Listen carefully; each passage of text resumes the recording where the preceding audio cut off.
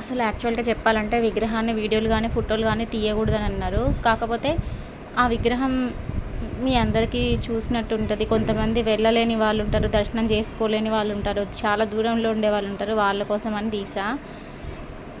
ప్రతి నెల స్వాతి నక్షత్రం రోజున ఇక్కడ స్వామివారికి కళ్యాణం జరుగుతుందంట.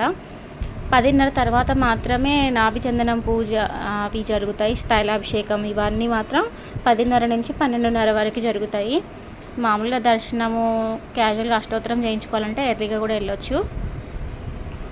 గర్భగుడిలో స్వామివారి విగ్రహాన్ని అయ్యగారు తాకి చూపించారు మాకు.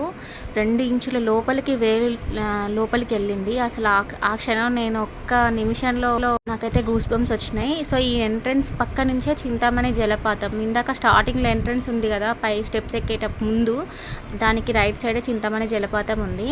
సో ఈ జలపాతానికి అంటే స్టెప్స్ ఏం లేవు, జస్ట్ నడుచుకుంటూ వెళ్ళొచ్చు. చూడండి యారో మార్క్ అది. ఈ వే నుంచి కొంచెం దూరం జస్ట్ వాకబుల్ డిస్టెన్సే ఉంది. నడుచుకుంటూ వెళ్తే ఇదిగోండి ఇదే చింతామణి జలపాతం.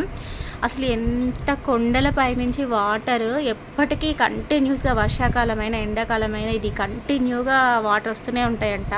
దీన్ని పక్క జలపాతం అని కూడా పిలుస్తారట. ఇంకా నెక్స్ట్ చెల్లి జలపాతం కూడా ఉంది. ఇక్కడ మా హస్బెండ్ అయితే నన్నైతే ఎంత కామెంట్ చేస్తున్నారో, ఇంకా స్టార్ట్ చేయి యూట్యూబ్, నువ్వు కూడా హాయ్ ఫ్రెండ్స్ అని మొదలుపెట్టు అని చెప్పేసి కామెంట్ చేస్తున్నారు. కానీ తప్పదు కదా, బయటికి వెళ్ళి జాబ్ చేయనినప్పుడు ఇది కూడా చేయనిపోతే నాలో ఇంకా రుద్రతాండవం జరుగుతుంది ఇంట్లో అని చెప్పి పాపం యాక్సెప్ట్ చేస్తున్నట్టున్నారు. నెక్స్ట్ అయితే చెల్లి జలపాతం చూడడానికి వెళ్తున్నాం మేము. సో ఇదే చెల్లి జలపాతం. దీనికి కొంచెం రాళ్ళలో నడవాల్సి వస్తుంది. ఇది కూడా ఒక వాకబుల్ డిస్టెన్స్ ఉంది, మరీ అంత దూరమేం లేదు.